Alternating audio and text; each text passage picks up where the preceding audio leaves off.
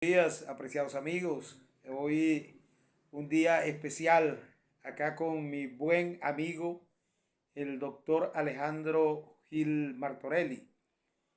Hoy estaremos hablando de un tópico importante, que es el tópico de el hombre médico en la literatura. Vamos a hablar de una persona, Alejandro Gil Martorelli, de esta zona, del recodo, ese recodo que ha producido gente que lee, gente que escribe, gente que ha ido a otras partes de Venezuela y hasta del mundo a pasear esa cultura boconesa. Y de hablar muchos, y de hablar muchos. Así que acá con Gilmar Torelli, que en primer lugar vamos a hablar de, preséntate, ¿qué haces actualmente, Alejandro? Hola Alexis, bueno, gracias por la invitación.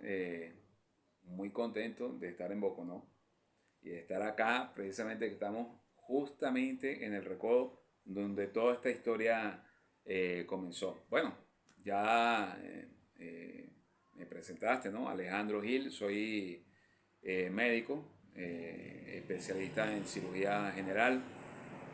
Me dedico sobre todo a la cirugía de mínima invasión. Trabajo en Maracay, Estado Aragua. Me desempeño en el ámbito privado, en la parte del ejercicio profesional, pero además de eso soy profesor en la Escuela de Medicina Dr. Raimundo Torrealba de la Universidad de Carabobo, Facultad de Ciencias de la Salud. Y además de eso soy instructor de cirugía laparoscópica en UNEQUI, Unidad Quirúrgica Docente, que es una iniciativa privada, personal, con unos colegas y grandes amigos que estamos llevando adelante actualmente. Y bueno, pero además de eso, Escribes. me describo también como estudiante y como lector. Exactamente, una persona con una capacidad intelectual sumamente alta, en el buen sentido de la palabra, porque el intelecto se cultiva además. Acá Alejandro, conocido por nosotros acá como el Chiche, ha sido un muy buen lector, ha leído, bueno, desde cuando le estaba esos primeros pasos de leer la leyenda del Orcón La y, poesía y gaucha. la poesía, esa poesía gaucha, esa poesía del Cono Sur. También ha leído la obra de García Márquez, ha leído, es bastante buen conocedor de esa obra de este colombiano que nos ha regalado a la literatura latinoamericana y mundial cosas especiales.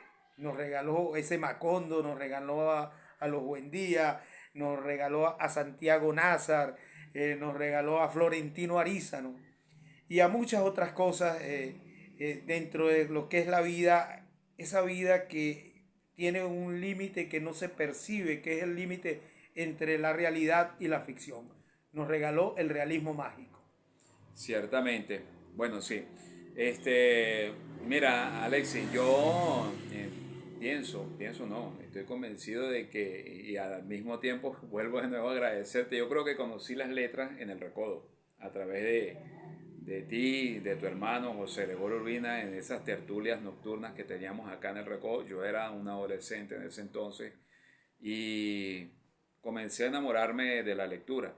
Y yo siempre lo he dicho, yo en realidad, lo confieso, me gusta mucho la medicina, me apasiona. Eh, Sin embargo, yo no quería ser médico. Fíjate. Yo iba a estudiar era letras. Claro. Y mi mamá me dijo, te vas a morir de hambre. Sí, En sí. un país de pocos lectores, bueno, no le faltaba razón. Y entonces yo pienso que la medicina fue para mí un amor a segunda vista, ¿no? Me enamoré de la medicina y me he dedicado a ella toda una vida, pero nunca dejé de leer. Ocasionalmente escribo algunas cosas. Y bueno, sí, ciertamente lo que tú dices, la literatura en general latinoamericana, de la cual García Márquez pues es tal vez el máximo exponente, nos ha regalado muchas cosas. Ese realismo mágico, Alexis, y muchas veces nosotros leemos, no solamente en García Márquez, sino en otros escritores, algo que nos parece ficción. Y realmente casi todos esas historias vienen de alguna forma de la realidad. Sí, sí, sí. Son vivencias, son historias y realmente yo creo que nosotros nos metemos en esas historias porque muchas veces nos identificamos de alguna manera en algunos personajes, en algunos paisajes, en algunos aspectos sociales y otras veces porque esas historias nos permiten vivir muchas vidas Claro, es que cuando apenas tenemos una, ¿no? la realidad está acá, es lo que vivimos, es, es tener los pies sobre la tierra. Pero la ficción es la que perdura, es la que perdura. Si hacemos un análisis en años, al pasar 20 30 40 años, ya la obra trasciende el momento. Fíjense, si hacemos un ejercicio en lo que es el Quijote, ¿quién conoce más o qué se conoce más? ¿El nombre de Miguel de Cervantes y Saavedra o el nombre de Don Quijote de la Mancha? Entonces, el personaje trasciende al autor, Al autor, sí. lo sobrepasa en demasía. Pues. Sí, Y así nos pasa a los escritores, así le pasó a García Márquez. sí, ciertamente. Fíjate, eso que tú dices es completamente cierto. Mucha gente cita a Don Quijote y no lo ha leído. No lo ha No leído. lo ha leído. Bueno, no es que sea algo malo, pero lo que tú estás diciendo es la trascendencia de la literatura y la influencia que tiene en lo social, en las personas, en las comunidades. Muchas personas, por ejemplo, no han leído a García Márquez, pero saben quién era el coronel Aureliano Buendía o lo han Claro, eso te iba a escuchado. decir, O sea, de las obras que produjo García Márquez, ¿cuál es la que más te ha impactado, Alejandro? bueno, a mí en particular me gustó mucho, tal vez incluso más que Cien años de soledad, el amor en los tiempos del cólera. Porque tal vez es una historia un poco más real, es una historia de amor, de hecho basada en la realidad, la historia de su mamá y su papá, Claro. de allí parte todo, ¿no? Y en la palabra espera. Y exactamente, en la palabra espera, en esa persistencia, ¿no? A través del tiempo, en el caso de Florentino Ariza, ¿no? Durante 53 años, 11 días con sus noches. Con sus noches, esperó Por Fermina Daza, ¿no? por Fermina Daza. Sí, Y García Márquez en esa obra eh, también buscó la manera de incluir a su esposa, a Mercedes Barcha, a lo hizo Mercedes Barcha, muy sí. disimuladamente cuando van pasando el Mompox, que es un río Ujú, colombiano, el Magdalena que pasa por Mompox, una ujú. ciudad colombiana, y dice, aquí fue donde se bañó Mercedes Barcha. Y Mercedes Exactamente. Barcha no era personaje de la obra. Sí, correcto. De manera que, bueno, son historias extraordinarias que de alguna manera es increíble cómo estos autores logran no solamente captar la atención, sino que uno se mete en la historia. Y como Claro. te dije, que uno muchas veces se vea hasta cierto punto representado en algunos personajes o que el medio en que nosotros nos desenvolvemos muchas veces lo veamos retratado. Volviendo un poquito a lo Bueno, que en el estábamos caso diciendo de hace Juvenal poco, Urbino era médico. era médico, ¿sí? Y por cierto, yo me he identificado mucho con Juvenal Urbino, ¿viste? Bueno,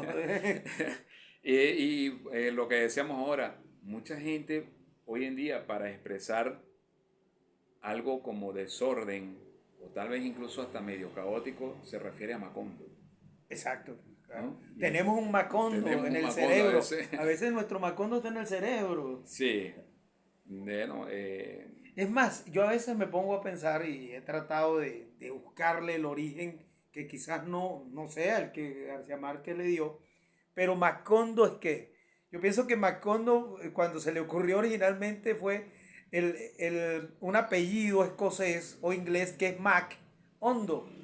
Entonces fíjate esto, el Macondo se pudiera llevar hacia eso, ¿no? De que pudiera García ser. Márquez quiso hacer una dinastía de los Macondo. Pudiera ser, ¿no? Y cuadra perfectamente.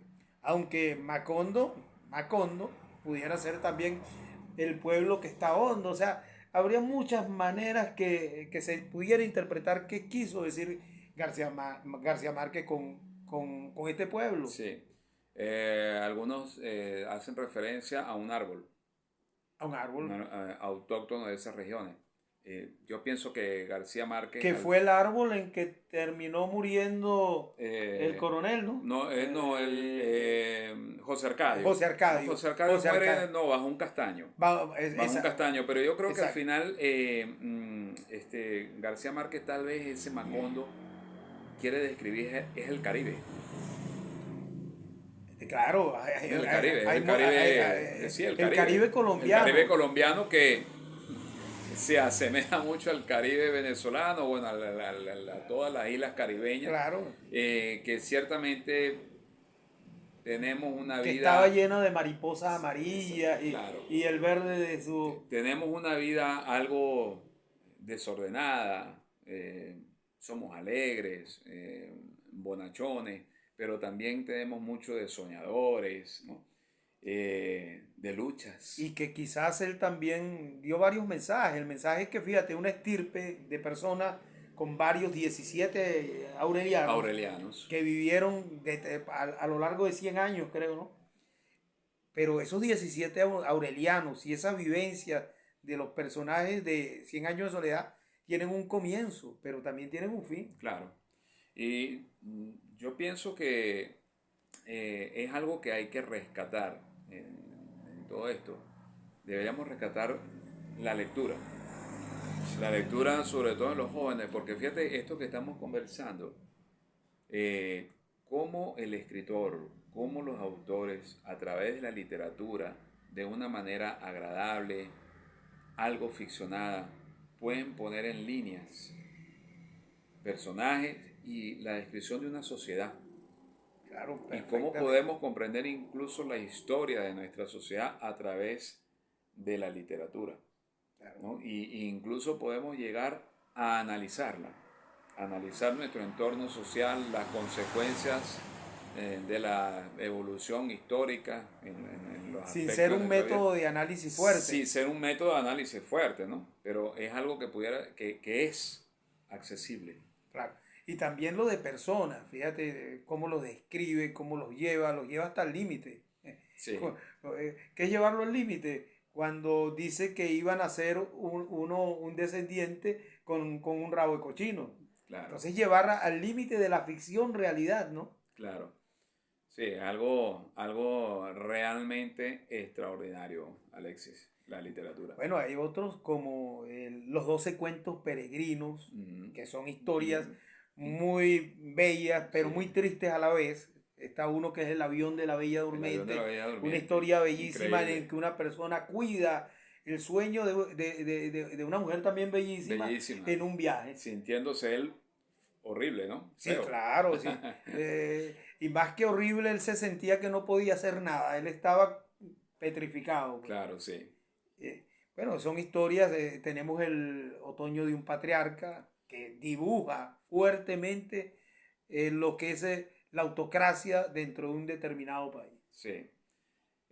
Son obras extraordinarias. De 12 cuentos peregrinos, a mí el que más me gustó fue Solo vine a hablar por teléfono. Esa es una historia que se da en Barcelona, creo. Sí, es una mujer que se queda accidentada en una carretera, Claro. eh, pide, digamos, lo que nosotros llamamos como la cola, el auxilio a un autobús que era de solamente pacientes psiquiátricos que iba destinado a un hospital Claro, psiquiátrico y ella perfecto. termina confundida con, Y, como y, una te- y, paciente no, y psiquiátrica termina en una espiral de no en una salida. espiral de no salida y nunca más sale del No. hospital Y eso que psiquiátrico. buscó salir. Buscó salir reiteradamente y al final ni su esposo le cree Nada. que de toda la historia, bueno, es algo, es una historia increíble, eso sí es completamente, Y también el de un dictador que presumo yo que era sudamericano, que se Sí. llamaba señor presidente, algo así. Buen viaje, señor Buen presidente. viaje, señor presidente. Un Uno, dictador caído en desgracia en un país extranjero, cuando ya en estaba Francia, exiliado en Francia, sí. e iba todas las Sí. tardes con un paraguas, bien vestido, sin un medio en el bolsillo, a, a recibir la Sí. lluvia parisina. Pues más o menos es la historia. Y es identificado por dos inmigrantes de su país que habían tenido que Perfecto, salir a raíz de su dictadura. ¿No? exacto. Fíjate de cómo la Buen historia viaje, da señor vueltas. Buen presidente. viaje, señor presidente. Es una historia o es un cuento de cómo la historia puede dar vueltas. Exacto, Podemos estar arriba, después estar abajo, y el claro. que estaba abajo es el que puede tenderte la mano, porque al final son estos dos inmigrantes los que le tienden una mano a ese A ese presidente, presidente ya de 65 sí, años, con caído en lesiones en las desgracia. rodillas Ujú. y con un paraguas. Exactamente, al final estos dos inmigrantes sacan de sus ahorros Exacto. para repatriar Al presidente al caído presidente caído en en desgracia. desgracia. Bueno, tenemos el otoño de un patriarca que, como les dije, es una historia que particularmente es la que más me ha gustado bien, que particularmente es la que más me ha gustado de García Márquez. Y Es un libro un poquito difícil es un, es de un digerir. libro, claro, Yo sí, considero que uno de los más difíciles de él para uno digerirlo como lector. como lector, sí, pues jugaba con los tiempos, jugaba también con lo que era este dictador que a veces le cambiaba el ritmo de lectura al lector, pues a veces él se despertaba siendo el autócrata, pero terminaba siendo otra persona, pues. Sí. Y una obra muy compleja. Recuerdo que hablaba de los gallinazos, pero Los ¿qué son los gallinazos. gallinazos? Los gallinazos es lo que conocemos acá como los Los amuros. amuros. Los amuros. Ujú. Los amuros. Sí. Bueno, fíjese, la obra es vasta. Tenemos la historia de Santiago Nazar, crónica de una Increíble. muerte Y anunciada. sí, y cuando, fíjate, en el caso de Crónico de una muerte anunciada, cuando lees Vivir para contarla, que es la autobiografía de García Márquez, de sus primeros 50 años de vida, te das cuenta de que eh, es una historia real. Ocurrió. Exacto. Crónica de una muerte anunciada ocurrió en la realidad y bueno, él ficciona mucho, pero Eh, la claro, esencia viene de una historia real e incluso te cuento como anécdota, el libro estuvo sin publicarse a petición de la mamá de García Márquez exactamente, hasta claro. que no falleció la mamá real del personaje Santiago Nazar, Santiago Nazar, que bueno, era una persona de ascendencia árabe. árabe. Mm, Y y bueno, sí, en la en costa la costa colombiana. colombiana. Sí, una historia increíble. Bueno, hay otras historias. Bueno, la Cándida Herendira y Y su su abuela abuela la desalmada desalmada. es un problema social llevado a la escritura, al mundo literario por García Márquez, de una abuela que se desproporciona en el abuso de su nieta Sí, y la termina viviendo como una proxeneta más en Colombia, pues. sí. Sí, García Márquez definitivamente nos dejó mm, eh, unas historias increíbles, todo un legado. Y fíjate que El coronel no tiene quien le escriba. sí, fíjate que ha superado las pruebas del tiempo. O sea, Exacto. cuando digo el tiempo, no, no me refiero a que García Márquez, que no tiene tanto tiempo de haber partido de este mundo, pero que historias, por ejemplo, como Cien años de soledad, ya hayan trascendido en el tiempo y que hoy, después de tantos años de haber sido escrita, siga siendo una obra de referencia. Exactamente. Y prácticamente García Márquez, a través de su obra, se convirtió en un colombiano universal. Bueno, un colombiano que ha dado a hablar en todo el mundo, pues, sin ser una persona que... Es más, García Márquez fue una persona muy normal en su vida. Sí, Se enamoró de Mercedes Barcha, se vino a vivir a Caracas, vivió sí, mira, prácticamente recogido por Plinio Apuleyo Mendoza. O sea, claro, una persona muy normal. No, no te estamos hablando de una mente de la NASA. Bueno, la mente de la NASA salió después con lo que produjo. claro. Pero era una persona muy normal de caminar, de hablar. Hay una compilación de discursos de García Márquez en un libro que se llama Yo no vine a dar un discurso. Exacto. Y uno de los discursos que está en ese libro lo dio acá en Caracas. ¿Ok? En su estancia, en Eso su está, no, no, creo que posterior. posterior, creo que fue invitado a la entrega de un premio y él relata el tiempo que estuvo acá en Caracas.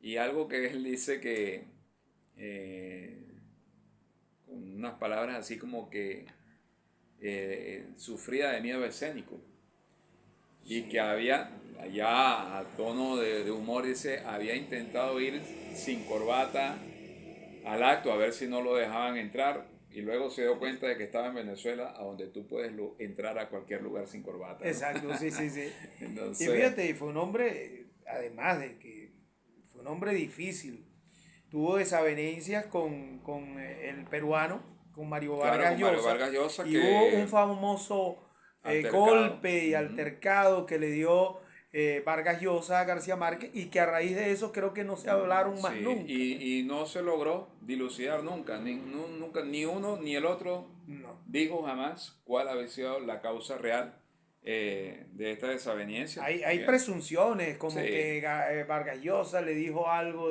sí, de de Mercedes, Mercedes Barca. bueno, pero todas son, bueno, versiones, pues, porque he visto entrevistas para ambos y ambos terminan diciendo lo mismo. No, Sí, sí. no voy a hablar del tema. Entrevistas muy valiosas. Bueno, Sí, bueno, Alejandro, ¿sabes de qué tenemos que hablar en estos minutos que nos quedan? De tu libro.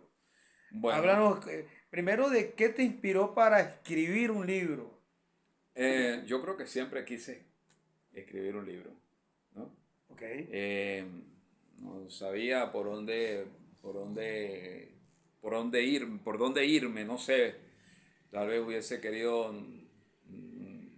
una compilación de cuentos, pero el libro es de medicina, es de fisiología médica, que es la asignatura que yo imparto desde hace más de 20 años.